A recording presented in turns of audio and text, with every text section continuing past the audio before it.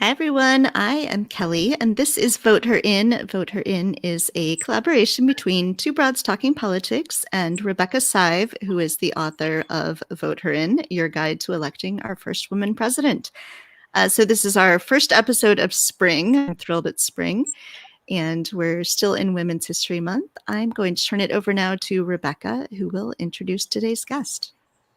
So welcome, everybody, and welcome to our very special guest. We're really thrilled that she's here, the Attorney General of the state of Michigan, pure Michigan in my mind. I want to just take a minute or two to do a proper introduction. It's also Equal Pay Day, and I don't know whether we'll have time to get into that, but one of the wonderful things here is in Michigan, where I am also, is that 3 women lead the state, the governor, the attorney general, the secretary of state, as well as the senior senator, Debbie Stabenow. So we're really in a unique context here to learn from the attorney general about what it means to be an executive of a big state, a woman executive, and what she sees, in the world around her right now.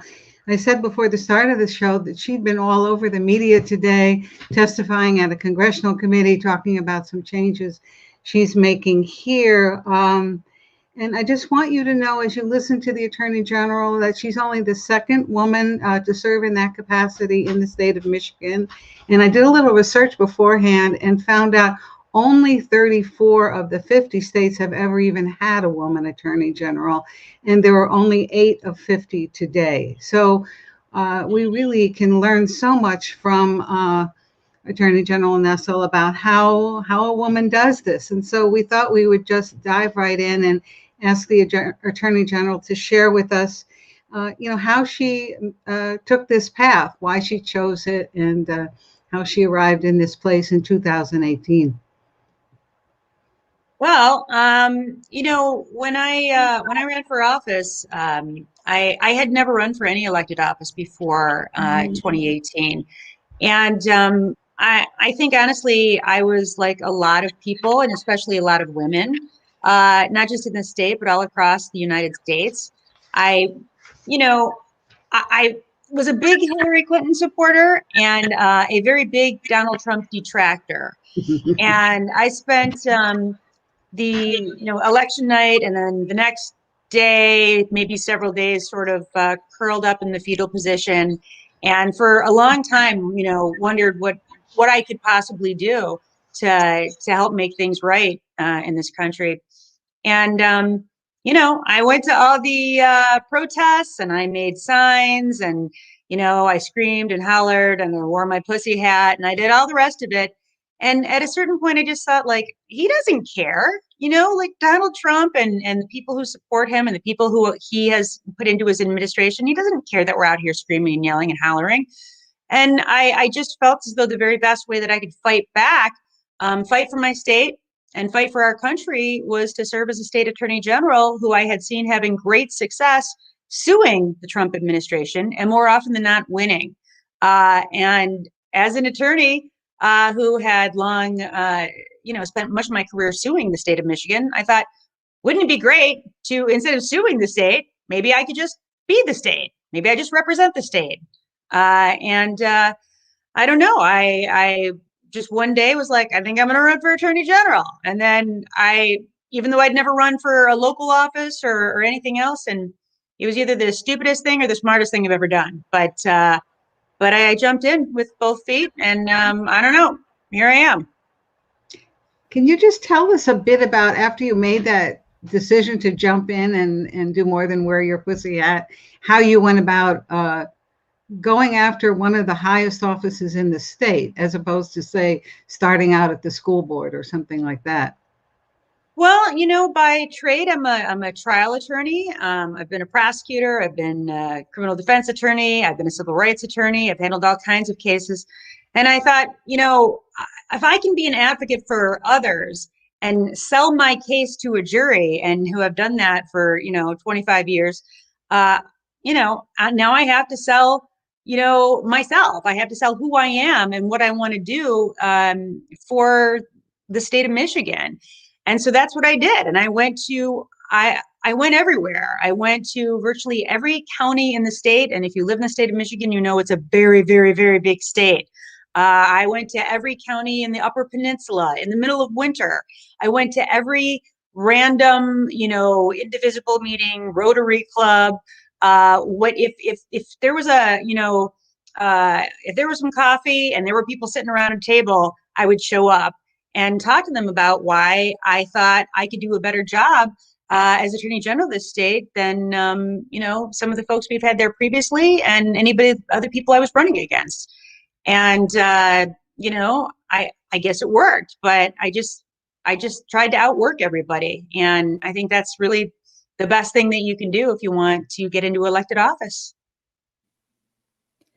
So we talk to a lot of women legislators, but there's a special focus for Vote Her In on women in executive roles. And one of the key things that an executive needs to do is set priorities. And so, you're in this kind of job where you have both these things coming at you, crises that emerge that you need to deal with as they come, but also need to set long-term initiatives to deal with things like the Flint water crisis. So how do you go about that, setting priorities, figuring out how to balance both the urgent needs, but also the long-term needs of the state? Yeah, very poorly. I just want to get everything done as quickly as I can, understanding that I have limited time in this office. So, we have term limits in Michigan. We have 8 years is the longest you can be in executive office. And my role model to a large extent was Frank Kelly, who was until recently the longest serving state attorney general in United States history. We just lost him just within the last month at the ripe old age of 96. But he really had remodeled the office of Attorney General, and he made it a very aggressive place to seek and champion the rights of consumers, of the environment, a champion for civil rights.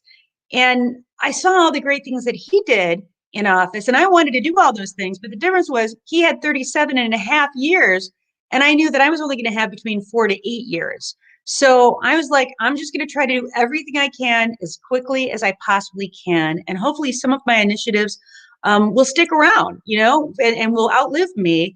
And then there are cases that I want to bring that I need to bring right away, or the next person who comes after me could dismiss those cases. And then there are other cases that I want to settle because they've been around for so long. And I thought the way they were handled, were doing a grave disservice to the people of my state. And so I just decided I was going to do as many things as I could as quickly as I possibly could. I know I run my staff ragged, but I think that they enjoy it because they know how much they're helping the people who live here. I bring a lot to the office in the way of my legal practice and knowing places where people's rights were often violated or compromised. And I just wanted to do right by the people who I represent. And related to that, and related to your setting the priorities for your office, I know that you were testifying earlier today to a congressional committee on the issue of domestic terrorists, I think is how I would describe it.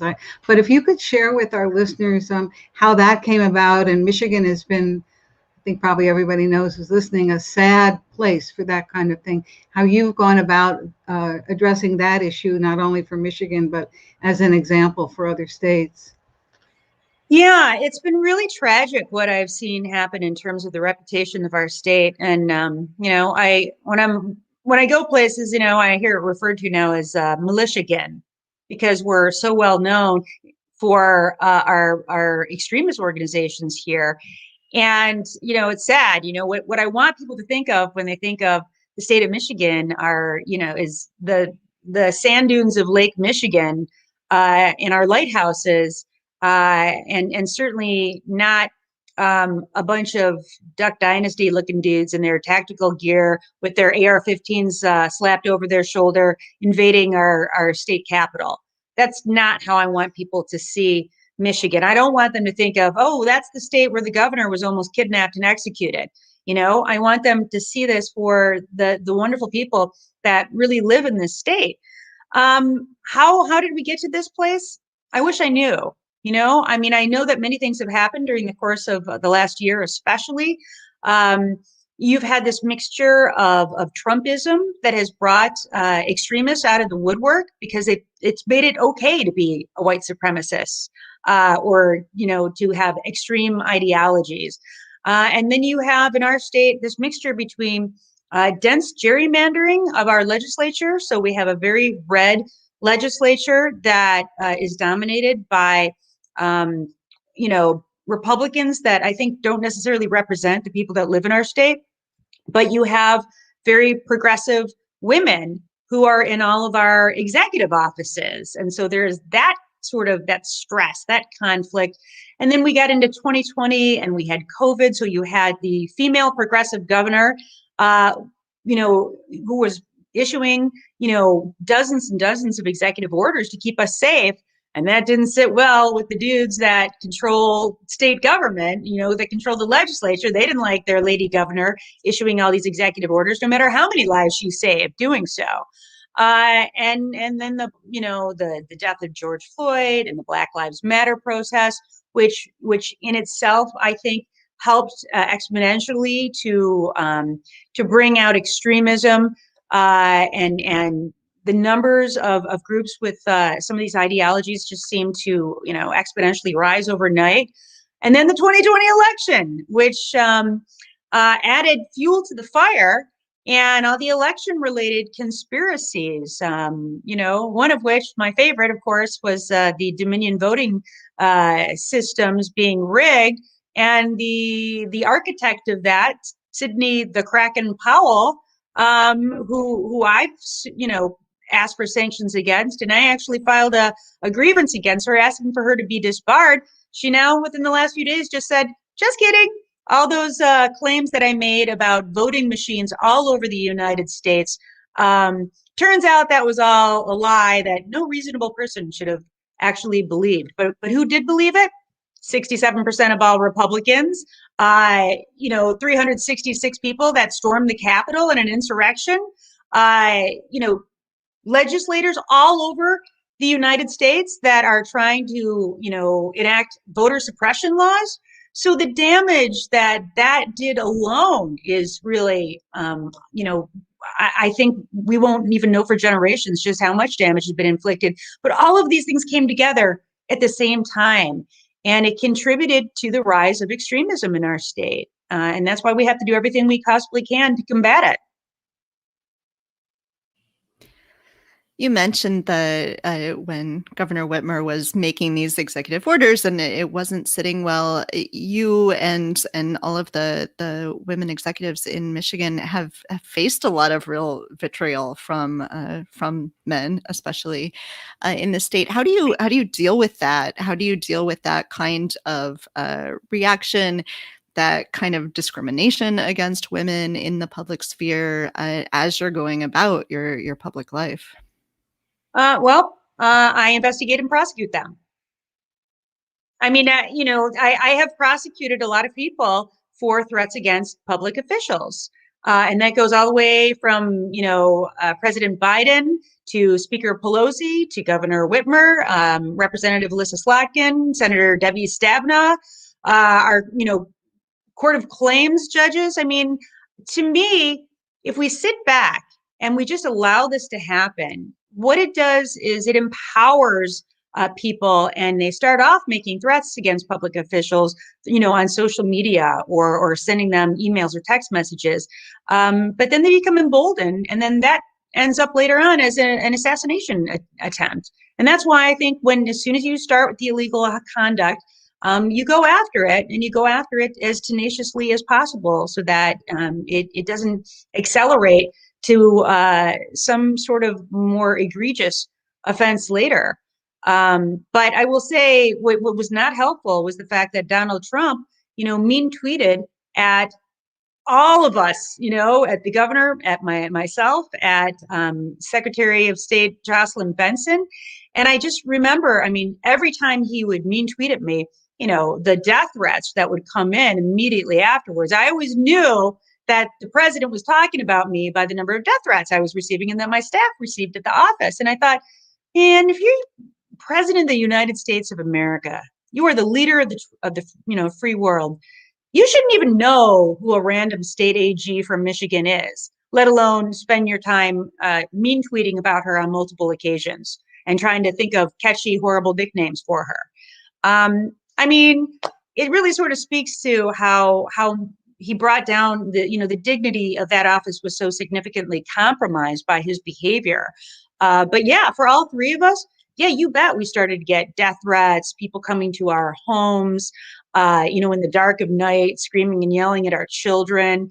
I mean, the list goes on, and our lives are all different right now because of his behavior. Because once people start following you on Twitter, they don't necessarily stop, Mm-hmm. One of the things that I've contended in various speeches I've given and writings is the fact that if there were equal pay, and others have, of course, written about this too, there would be a much more equal power dynamic in so many homes. And so perhaps, these guys who are, albeit maybe making modest sums, making more than the women in their households, that's where this, salary differential is so great.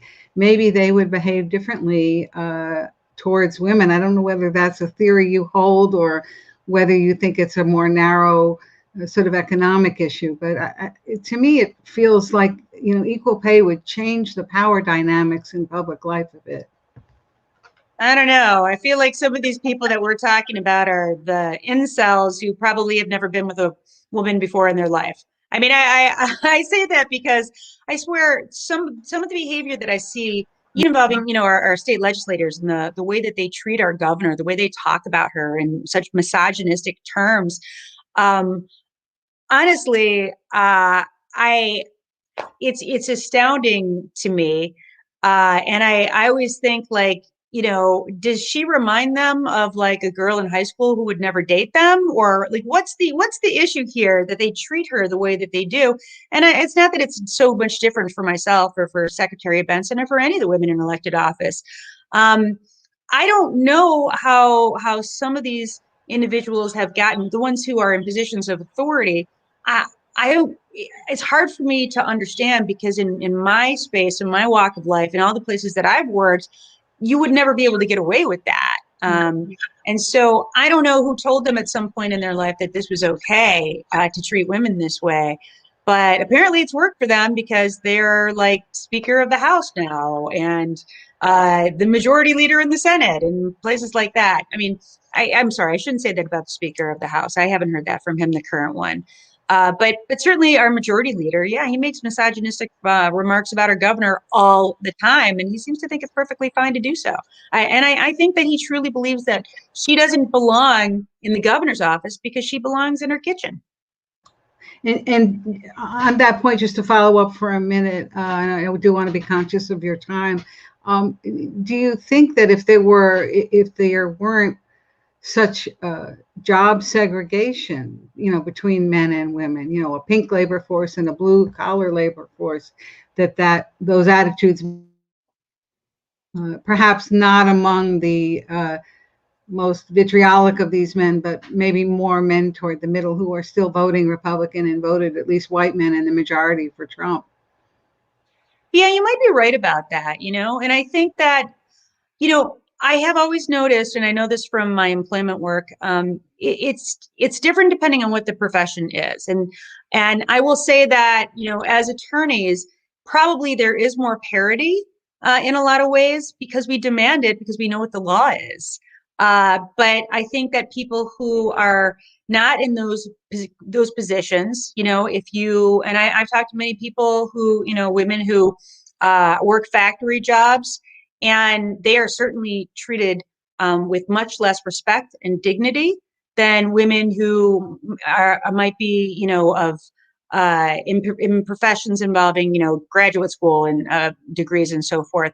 And in fact, I'll never forget, there was a case that came out from the Court of Appeals in Michigan, and it had to do with sexual harassment. And I'll never forget it. And it basically talked about the fact that sexual harassment was more acceptable in certain jobs than others because it was just sort of part of the job if you worked in a factory sort of setting as opposed to if you worked in a law firm or a doctor's office.